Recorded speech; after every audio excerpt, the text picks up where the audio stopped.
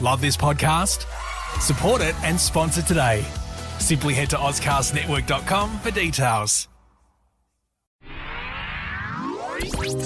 It's The In Show, Australia's only show dedicated to innovation from Adelaide, Australia and across the globe. Hi, this is David Grice and Troy Sincock. This show's all about innovators and entrepreneurs, startups, people with great ideas who are really making them a reality and the challenges they've faced along the way. They don't always see what's before them, David, when they come up with the idea, and then all of a sudden they're like, this is a goer. Oh my goodness, we've got to get this done. We need another 30 people. Yeah, it's really amazing to hear how that all comes. And, the fact that, you talk to some of these people and they've got their great idea, but they're kind of making it up as they go along.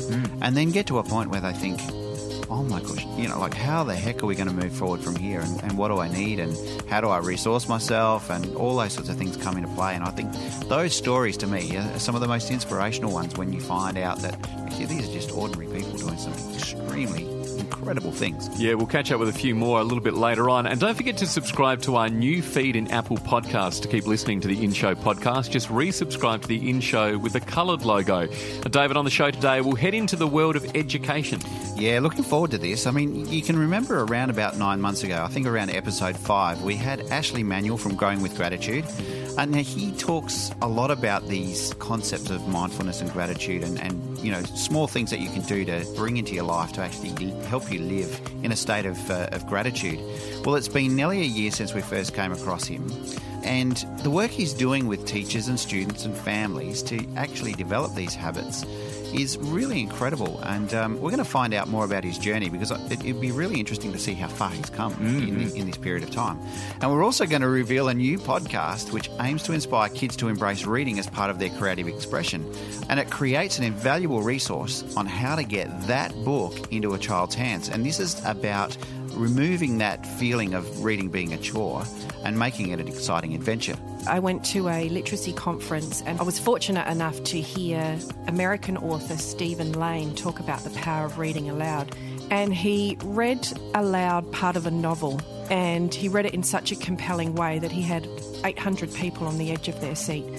And he stopped at the cliffhanger, the bit that everybody wanted to hear, the next part of the story. And, of course, everybody's reaction was they turned to each other and said, I want to get that book. I want to find out what happens next. And that's what got me thinking about this idea for the podcast. We'll hear more from Writers Read later. But now here's Claire with more in news, including a story about how smart cities are about to harness the power of AI technology to improve security. What have you got for us, Claire? Guys, this week I'll be talking about why our knuckles crack. But first, a project called Rainforest Connection has teamed with schools and Google to save the world's jungles. Rainforest Connection is using machine learning technology to detect loggers and poachers in Sumatra, Cameroon and the Amazon. But of course, these areas are huge and they're extremely hard to monitor. So Rainforest Connection has enlisted the help of students. Through the project's partnership with Google, they've run workshops in American schools that teach students how to make a Guardian, a small piece of technology that monitors and records sound. It's basically a solar-powered phone that's connected to a network. It can alert the authorities when it senses sounds of illegal activity, detecting sounds like gunshots, chainsaws, voices, and sound waves generated by certain animal species. Plus, they can be stationed about 25 kilometres from a cell tower. It uses Google's TensorFlow platform to store and integrate data into the cloud. On Earth Day, April 22, the students will be able to download an app and listen to a live stream of the sounds being recorded. Have you ever wondered why or how our knuckles crack or whether it actually causes us harm? Scientists from French engineering school École Polytechnique created a new mathematical model to study the cracking sounds. According to their research, fluid in between the knuckle joints reduces friction between them. But when they're stretched quickly, the pressure drop creates gas bubbles. They found that when the bubbles expand to a certain point, they either collapse completely or slightly, which generates that delightful sound. All the scientists have to do now is prove their findings in an experiment. Plus, it's good news for those who do enjoy a bit of knuckle cracking from time to time. Smart cities are about to harness the power of AI technology to improve security. A smart city is a town that invests time, effort and money into using technology to create an efficient, high-quality, sustainable and low-cost living environment. However, they have the potential to become even greater and safer with the help of AI. You can compare the way a city works to the way our bodies function. There are so many factors that play out to ensure everything runs smoothly. Our brains constantly receive feedback from the nervous system, and our bodies ward off potential threats by using its immune system. Smart cities have digital sensors placed in bins, street lamps and other physical objects that are connected to the internet and shared data. But they're not being used as a source of feedback that can help protect our smart cities. If they were, every smart city would have somewhat of an immune system and would be able to detect signs of impending disaster, like a collapsing road or an overheating power plant. This means authorities could deal with problems sooner and prevent future disasters. Imagine that. And that's what's in news this week. Thanks very much, Claire. Well, isn't that interesting, David? I mean, the world of AI is just so expansive. The impact it's having is incredible globally.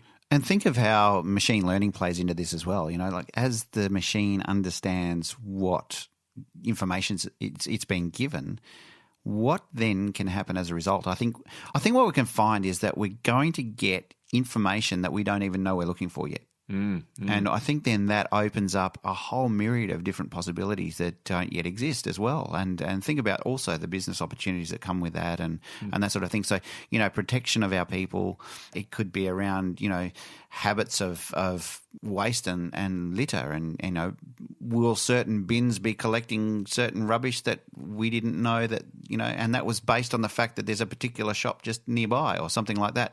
And how can we improve the quality of our life for our citizens? It's so powerful. Yeah, well, you know, Adelaide, where we do this show, is a smart city, and it makes you think that we're really, or we've taken on that title. It's really just the tip of the iceberg, isn't it? Completely. And it's not just about parking and things like that. I mean, you know, some of these new street light poles that are coming out that are called smart poles.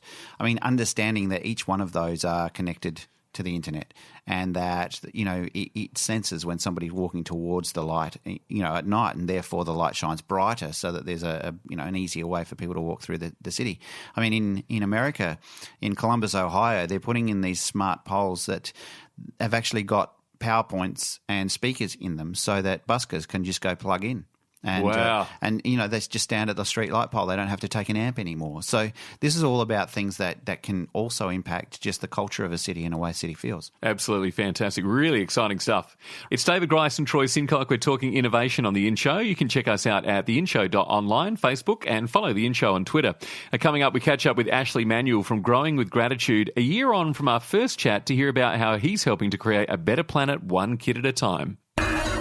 It's all about innovation. The In Show. Hi, I'm Matt. And I'm Luke. We're from Nervous Res. And you're listening to The In Show. It's David Grice and Troy Sincock. Soon we'll reveal a new podcast which aims to get that book in children's hands and has them really embracing reading. If you've missed an episode, make sure you subscribe to the In Show podcast on iTunes and be sure to resubscribe to our new feed. That's the In Show with the coloured logo. The In Show. We met Ashley Manuel from Growing with Gratitude soon after we began The In Show. In fact, he was featured on one of our first episodes, episode 5. He's doing great work in the classroom, helping teachers, students and families develop the habits of gratitude, kindness and mindfulness, work that has impact well beyond the classroom. So, Ashley, just set the scene again. What is Growing with Gratitude? So, Troy, Growing with Gratitude started out as a primary school program. So what it is, it's about teaching students, primary school age students, what I call habits of gratitude and kindness and empathy, mindfulness and serving others, particularly focusing on those areas.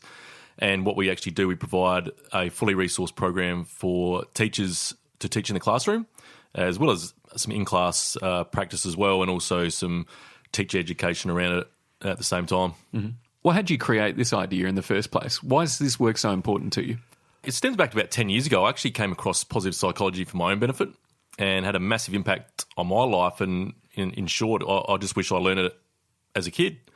And using my skills as a primary school teacher and what I learned, I thought, well, if I could put something together, a program based on knowing how a school works, but using those principles that I learned for myself, That's how it originally started, and it's just developed from there. And I think having that background of knowing that teachers are time poor, they always get stuff added to their daily schedules and not much taken away.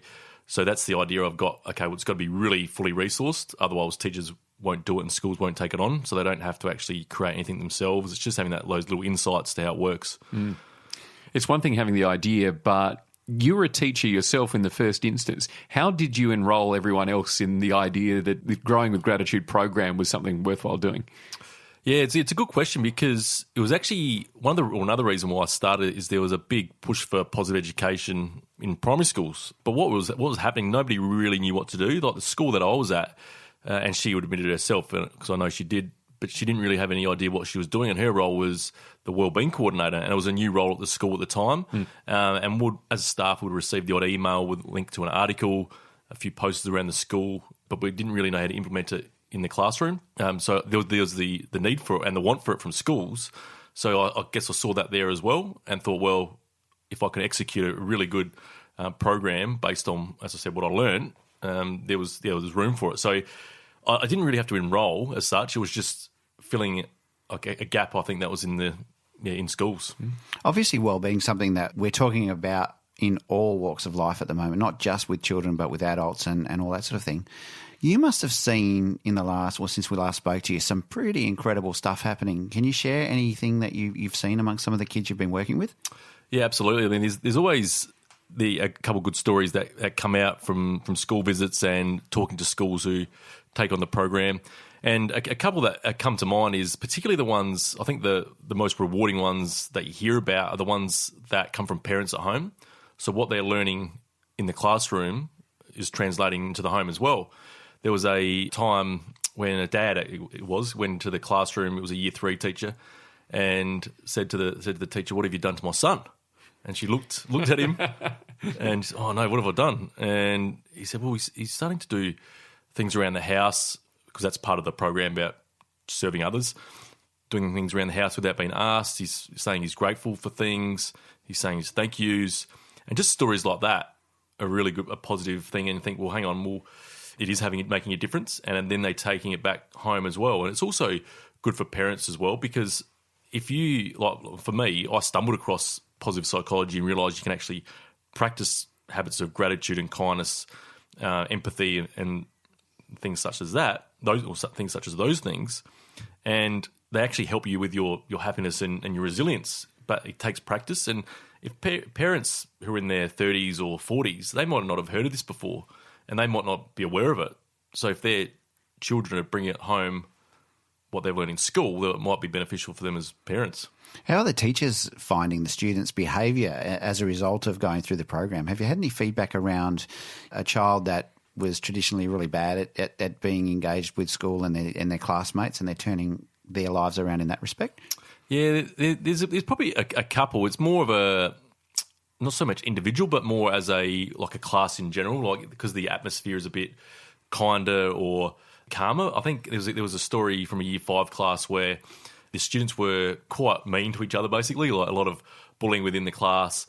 But I think once they actually started practicing about being grateful and about being kind, it was a bit of a difference in the attitude of the kids, probably more understanding the empathy side of things, thinking about, well, if I'm going to say something mean to that person, well, would I want something mean said to me? So it's just having that awareness actually to practice about it, because I think sometimes kids, maybe they just don't think, and something will just come out their mouth and it'll be a put down and they don't realise it. But if you actually, it's an awareness thing. It starts with an awareness of thinking, well, hang on, if that happened to me, I wouldn't like it. So it's actually practicing that, about thinking about it. It sounds like what the kids develop is a real discipline. Can you tell me around, so in learning some of these skills, you're thinking about things differently. But, when you're taught to be polite, often, that can be just about the front that you put on. So, you're seen to be an upstanding citizen where, meanwhile in the background, all sorts of stuff could be going on. Is part of this program people not stepping over things that need to be said and, the ways that they can communicate when things aren't right for them? I think it's certainly an awareness to if things aren't going well for someone within themselves. I think it's an awareness to give them strategies of how to deal with those situations. It might not work for everyone, but at least we provide opportunities to, okay, well, have you tried this or have you practiced this? And given the actual suggestions of ways to do it. I just actually, before I came to meet you guys, I just was at a school and we're at the front giving them some ideas about if they are feeling a bit sad or a bit mad or a bit angry, what can you actually do to make yourself feel just a little bit better? And it's not about going from being angry or mad to being happy as Larry doing cartwheels around the room in excitement. It's very hard to go from that negative to that over-the-top positive state of mind straight away. But you can do these little things that can help make yourself feel just a little bit better. And then we can demonstrate ways to actually do that through activities, ways of thinking, and it just provides the opportunities for children to try things. And one thing might work for one kid, but might not work for the other, but it's just a few different varieties. You know, when you created the idea for Growing with Gratitude, so you probably developed a starting point and kind of, you know, the type of vision, wouldn't it be great to get to that point? From that initial stage, and then now that it's in motion and you're actually, you know, doing it day to day, has your vision or how to get there changed? Yeah, absolutely. When I first started, I had no idea what I was doing. The only thing that I had, because I never had any inkling to run a business or anything like that. I was just always brought up just thinking you go to work and then you retire when you're 65 or whatever it is. And then but I just came across this way of thinking about, I think I mentioned it last time in an interview, about living on your terms, doing what you want, but also adding enough value where people are willing to pay for what you do.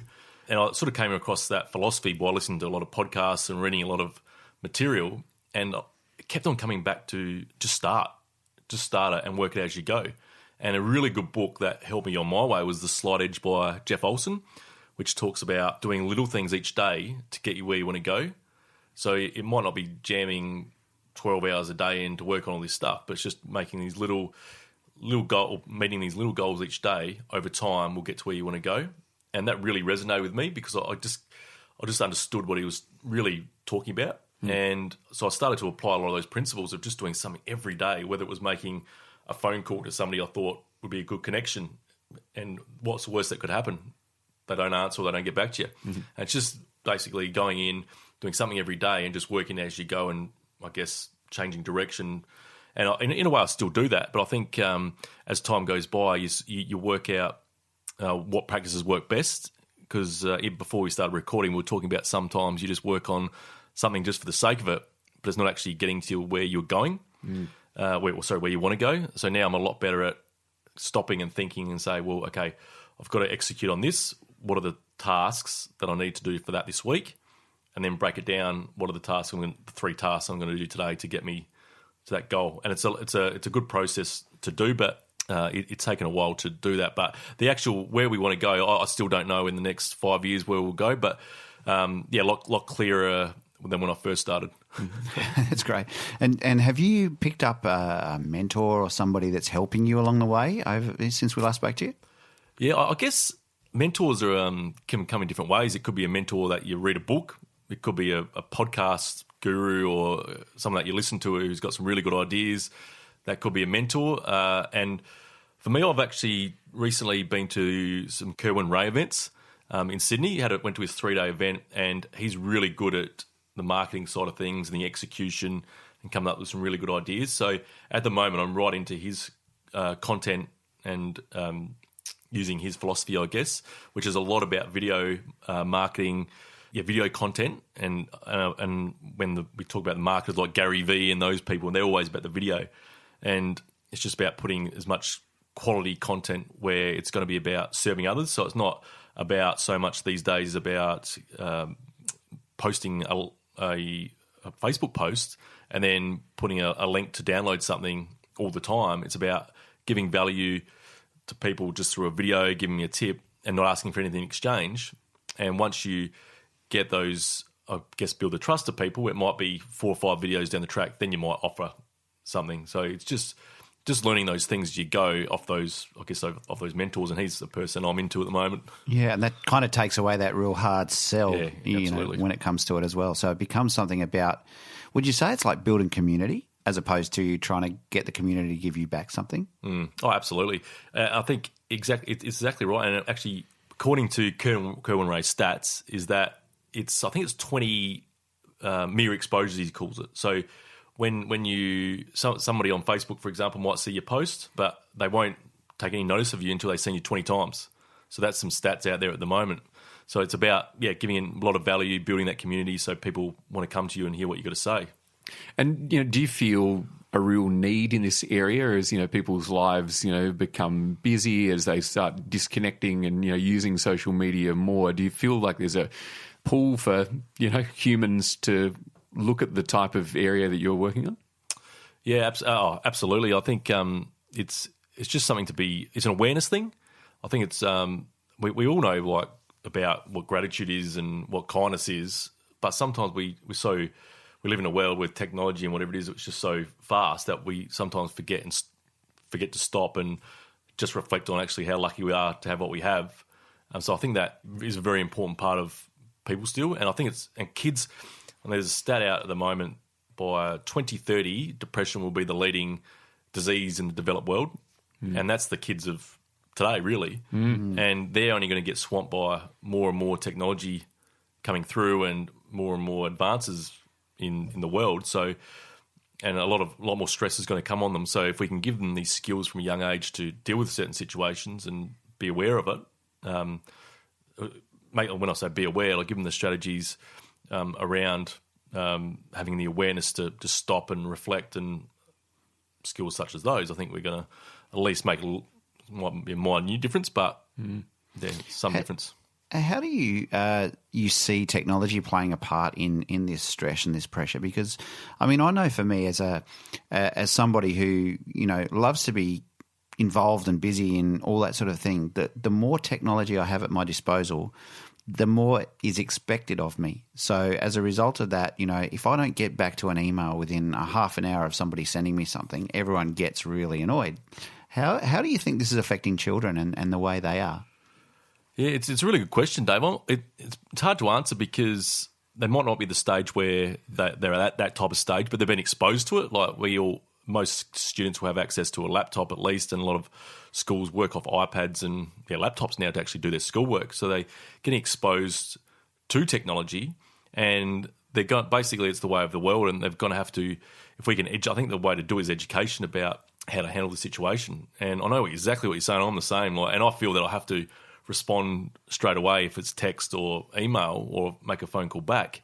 Otherwise you think, I might miss an opportunity, or you sort of think you've got to act a lot quicker, and it's easy to use as well. So because it's easy, you think, well, okay, I'll just do it now. But if you've got 20 situations like that, they all build up and it can cause a lot of stress. So I think it's just about that education, really, and I'm not sure the answer, to be honest. And so is the focus of your work about, just having kids really present to what's going on? There must be so many distractions around them. They're getting pulled in all sorts of different areas.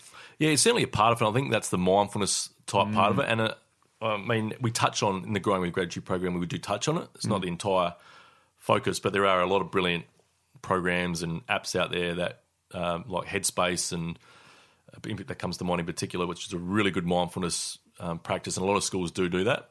But it's definitely an awareness of practice as well, and it is practice. That's what it's like learning how to kick a football or serving tennis. It's actually a skill that we need to teach, or not only just children, but for ourselves as adults. We need to actually practice it, so we actually do it and becomes a habit.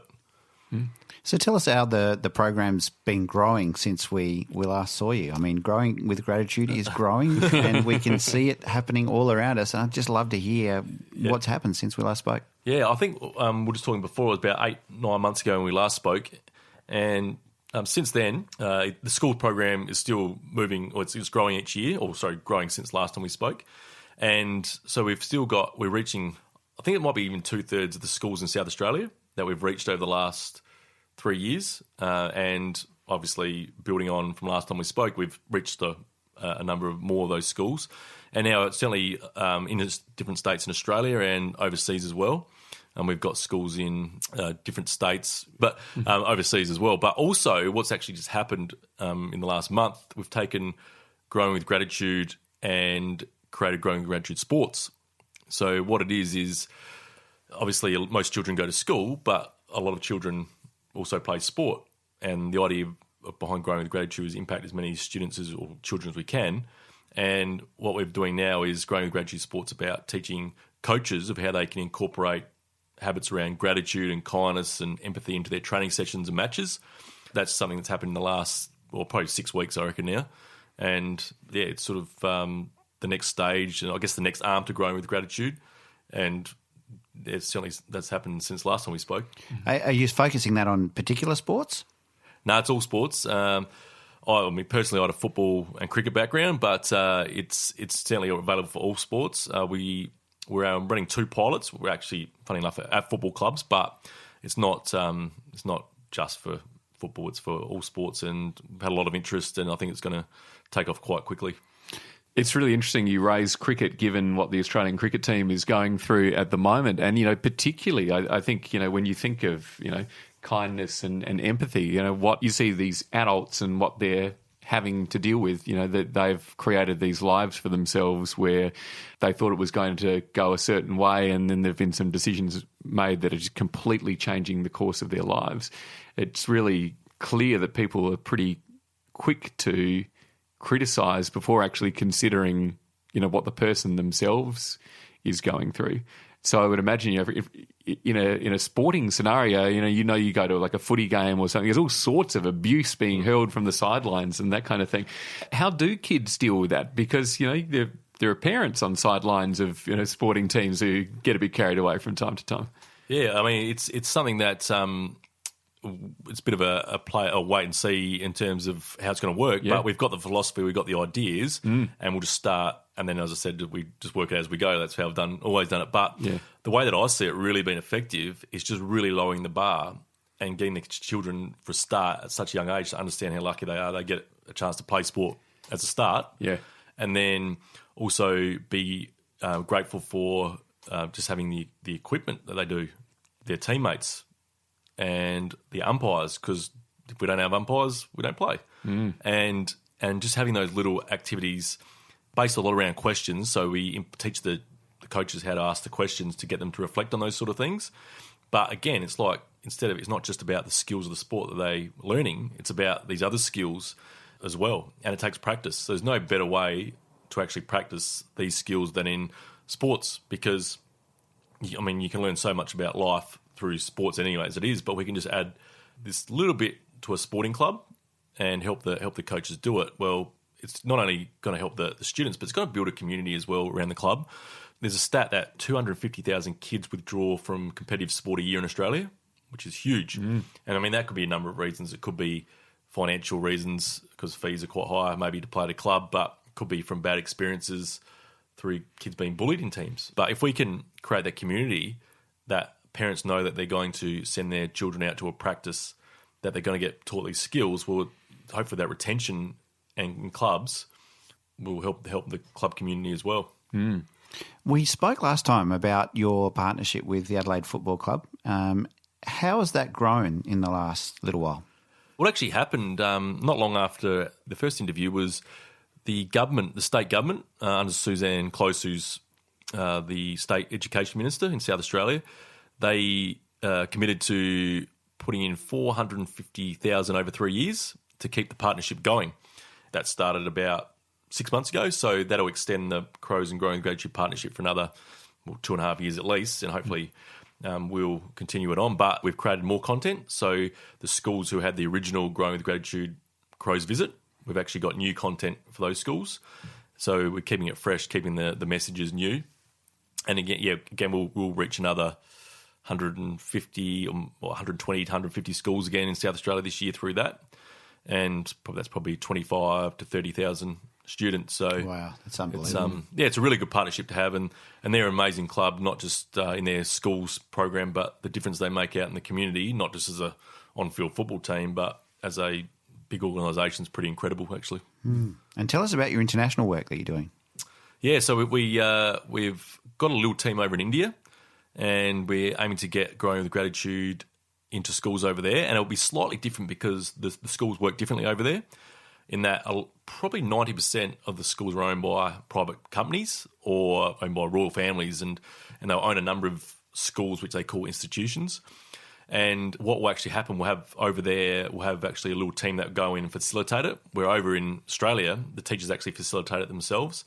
So it's a slightly different model. And over there, it can be a slow process, but we're making good inroads over there, and we've got our team on the ground, and it's just a matter of growing it now, and hopefully go over there in the next month or two to really start it up. But yeah, over in India, and also same in the UK, we've got a couple of people over there who are keen to take the Growing with Gratitude program on. So it's like a partnership in a way. They've come and seen what it's about, and instead of like reinventing something themselves, well, we've come to agreement, well, why don't we partner up, and you can take it over there in terms of commercial sense to share, revenue share type model as well. So that's been really effective in a few countries. Why did you identify India as, your first international market to step into, and how did you find the people to start doing the work? Now, the way it came about originally to go over there was in May last year.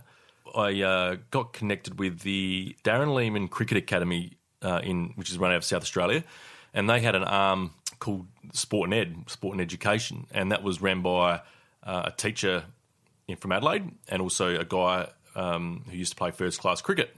And they were going over to India, and I knew Sean Watt, his name is. He was a head of PAC. So they invited me to go along and do some, teacher training over there with them in India, in Delhi. And we went over there in May, and we presented some workshops to an institution called APJ. And they flew in from, they've got institutions across India, and they flew in about 40 or 50 staff.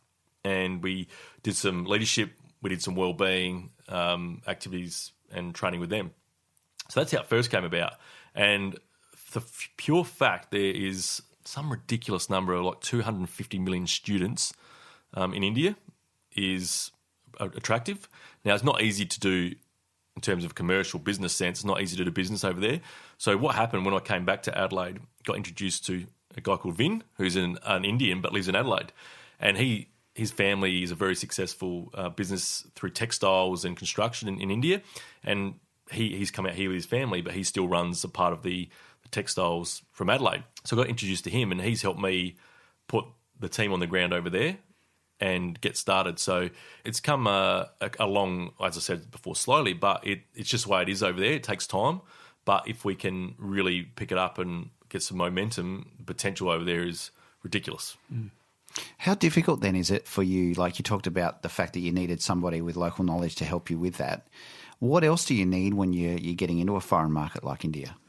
Yeah, that's a good question. I think it's it's just the knowledge of how things work. I mean, it doesn't matter where it is, and it's just totally different culture. I'm not sure if many listeners have been there, but it's an interesting place, and it's a lot. I've been there a couple of times now. It's just a great place to go and visit. It's just nothing like we are used to in Australia, and things are just done totally differently. And it's just those little things that you don't even think of, which can be a huge help with having those people on the ground in the local country. And I can't remember, there's some big companies that don't go into India because it's just too hard from an outside, like European companies or anything like that. But if you've got people who are willing to help over there, it's the way to go. Now, as you're growing, what are the challenges that you face that you didn't foresee at the beginning? That's a really good question. Just taking on too much. Like when you start out, it's what do I do? Like you're sort of looking around things, what can I do, and try to create stuff for yourself. But now, the more you go on, more opportunities come up with collaborations, with partnerships. So it's just working out those ones that you really want to take on. And there's times when you find it very hard to say no, but it's just working out what's the best thing to work on next. So that would be a real tricky thing because you're kind of balancing two things. I'm really interested to see how this works for you. You're running a business on one side and, it should generate income to make a living. But on the other side, you've got this real humanity. And it seems to me that, you wouldn't start a business in this area unless you were really passionate about making a difference with people. How does one play against the other? And do you find yourself sometimes going, ooh, your eyes light up, I could make millions of dollars here. And how do you keep the people, the focus on people first and foremost? Yeah, that's a good question. I think we're living, particularly schools, they expect a lot for free. And I think it's fair enough. And so I do give a lot away for free. I'd give probably 80% of what I do away for free, going in-class visits. A lot of it's for free. Materials we've got on the Growing with Gratitude website, there's a library that's a free resource library, and there is a paid, obviously, element to it as the whole school approach. But it's just giving as much value as you can for people, and you hope they see enough value in it, thinking, well, if he's providing this as free content, well, the paid stuff must be really good as well.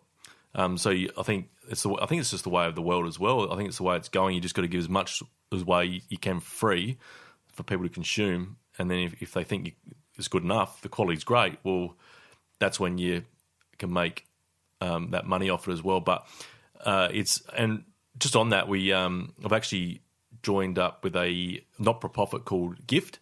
And one element of GIFT is a schools program, which is called the Universal Classroom Project, where we bring in a lot of people in this space of positive education, wellbeing in schools to donate content and bring it in and creating a platform which will be free for schools. So when it will get funding, or the aim is to get funding to fund the website, the running of it, and provide that resource as well. So that's another way that we're trying to help as many people as we can without, I guess, costing, because it's a really good question, and it's a bit of a balance, because you obviously, I mean, you got to look after yourself in that you've got bills to pay and things like that. It's just finding that balance about, well, how much do you serve others for free and ask for that paid content. But if you're giving enough value and providing enough, people are willing to pay you anyway.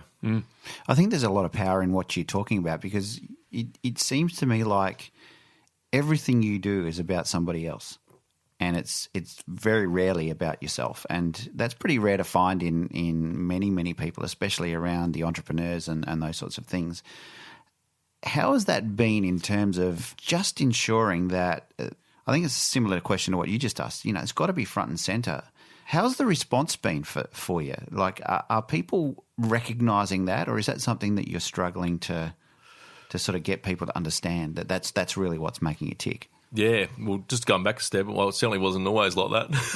And it took practice. It was like, that's what I'm saying. I came across this way of positive psychology, and it's not about me, it's about other people. And I think reading a book about, probably 3 years ago now, The Book of Joy by the Dalai Lama and Desmond Tutu, who talk about, like, we're all people, and it's about serving others and doing things for other people. And part of that journey that I went through about 10 years ago is about what can I do today to help someone else. And that's just without expecting anything in return. And it becomes a habit. So a lot of the things that you do, like, you just ask yourself, okay, what can I do today to do something for somebody else? And even if it's just picking up a coffee mug at the cafe and just taking it back to the counter and just getting the habit of doing that. Because if you're doing those little things, then those more, I guess, important, meaningful things just come more habitually. And the second part of the question, I don't look for it. Like, it doesn't bother me if people don't recognise me for it. Some people want that recognition, and recognition's a massive issue in a lot of workplaces because people don't get recognised enough, and it bothers them. But for me, it's never bothered me, recognition. I just do it because I know that within myself, I'm actually trying to make a difference to people. And sometimes you don't even know if you're making a difference, because some people don't know how to say thanks. They just feel embarrassed. If you're giving them something or trying to do something for them, they feel embarrassed at receiving it, and they just don't know how to say thank you. And it doesn't bother me. Like, it's one of those things, you just do it because you think it's going to help someone, and if it does, it's great. If not, well, you've had to go. Well, actually, we're a big fan of your work. It seems that a whole lot of little things are making something really big happen. Congratulations on things expanding into other territories, and it's great to catch up with your journey with Growing with Gratitude. Excellent. Thanks, Dave. Thanks, Troy. Thanks for your time. Find out more at growingwithgratitude.com.au. It's David Grice and Troy Sincock on The In Show. Next, we're learning more about a new innovation to get kids reading and loving it. Download the Phoner app before you head to your next event. Find people easier, market yourself better, and get connected using Phoner. That's spelled P-F-O-N-R. Phoner. Available in the App Store now. Hi, I'm Nick McArdle from the Adelaide Crows, and you're with Troy and David on The In Show. The In Show. Now, David, some kids love reading. Some do it because it's part of the school curriculum, and others just can't stand it. But there is a way to inspire kids to embrace reading and let their imaginations run wild. Oh, yeah. Look, I think one of the things that the research is really showing is that if you can have somebody to mentor the kids and get them to develop a love of reading through recommendations, that's something that is starting to build, people's reading journey or reading life or whatever. But we've developed this new podcast that really focuses on helping the teachers to make reading really enjoyable and, make it a fun experience for all the children that are in the class. And the podcast's called Writers Read by LiTracey. Now, Tracey, you're a school teacher that's really passionate about getting people to read. What's actually inspired you to go along that path and teach these kids how important reading is? Well, I've always been passionate about getting books in children's hands and seeing them happy and engaged with great literature. But it was probably last year I went to a LiTracey conference. I was fortunate enough to hear American author Stephen Lane talk about the power of reading aloud. And this is something that's well documented. It's not new information, and teachers everywhere know how important reading aloud is. But he really demonstrated it for the audience in a very captivating way. So he had a lecture theatre of about 800 people, and he read aloud part of a novel. And he read it in such a compelling way that he had 800 people on the edge of their seat wanting to hear what was going to happen next. And he stopped at the cliffhanger, the bit that everybody wanted to hear, the next part of the story. And, of course, everybody's reaction was they turned to each other and said, I want to get that book. I want to find out what happens next. And it was probably at that moment when I realised how powerful the read aloud can be and how, when it's read in a really engaging way, the impact that it can have on the listeners. And that's what got me thinking about this idea for the podcast. And really, even before the podcast, I was thinking about how amazing would it be to have an author in my classroom every week who could do that, who could speak to my students and get them so enthusiastic about that book or an author or a series. But it's really cost prohibitive. It's very expensive to have an author come to your school, a very worthwhile thing to do, but is perhaps something that happens annually, once a year. The idea for the podcast really came out of that thinking about, well, if I can't bring an author to my classroom physically, often perhaps I can go to the authors and have them read part of their book so that I could play it for my students. All right, thanks, Tracey. Well, here's a taste of Writers Read by LiTracey. Writers Read by LiTracey. Getting that book in children's hands. Hi, I'm Tracey Grice, and welcome to the Writers Read podcast. One of the quotes that inspires me in my practice as a teacher, in fact it's the one that sits front and centre of my desk at school, is written by Nancy Atwell, an internationally acclaimed author, and she says that for students of every ability and background, it's the simple, miraculous act of reading a good book that turns them into readers.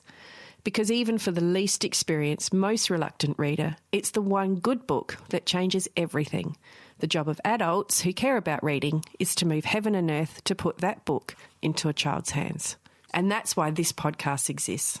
Each podcast will feature a published author who is going to talk about their reading life, and they'll talk about their own reading strengths and struggles and really who they are as a reader, so that children can get an insight into the life of a proficient reader or an adult reader. And then what we're going to ask them to do is to read a portion of one of their books and then stop at the cliffhanger in the story in the hope that this may be the book that turns a child into a reader.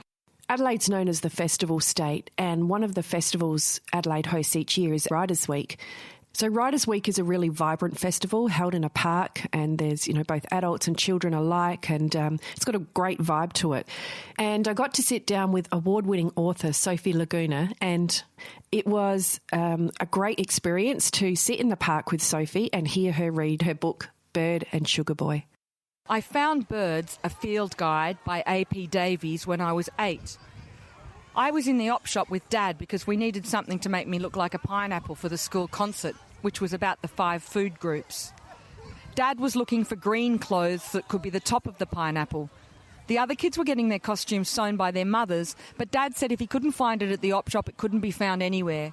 And he'd fix the fuel lead, but he wasn't going to start bloody sewing.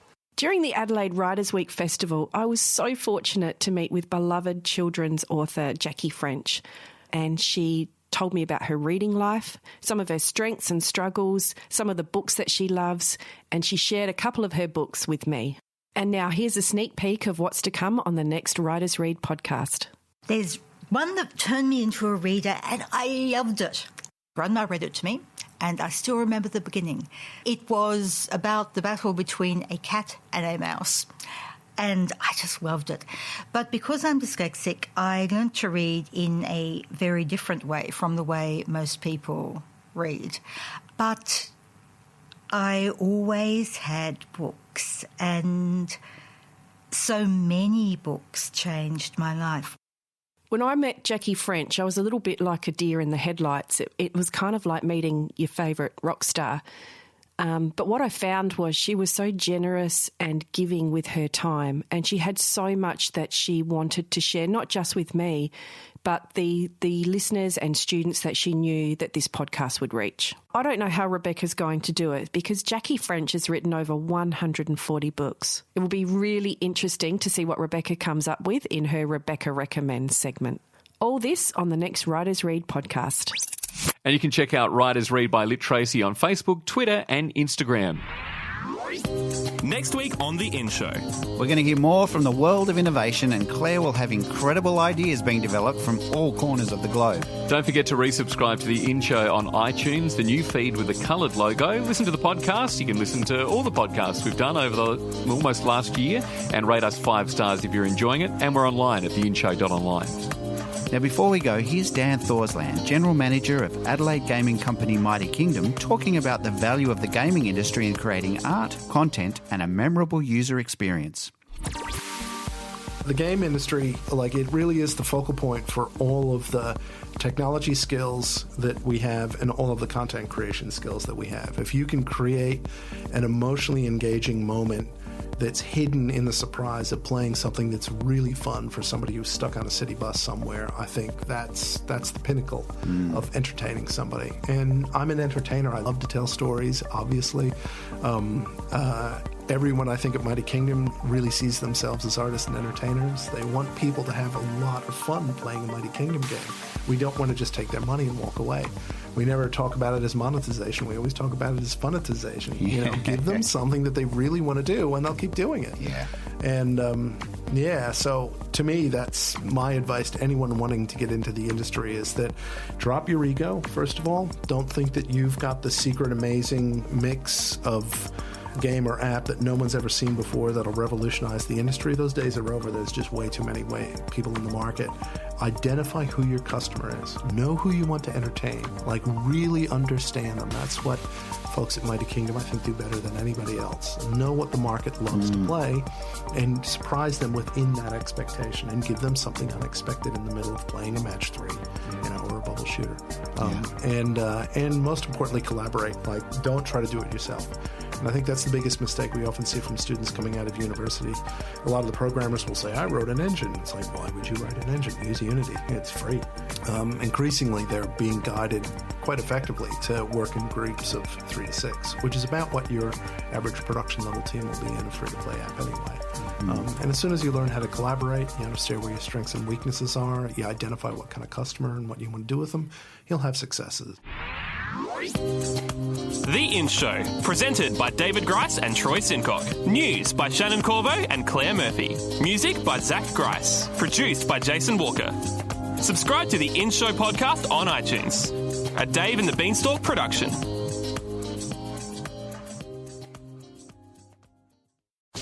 Love this podcast?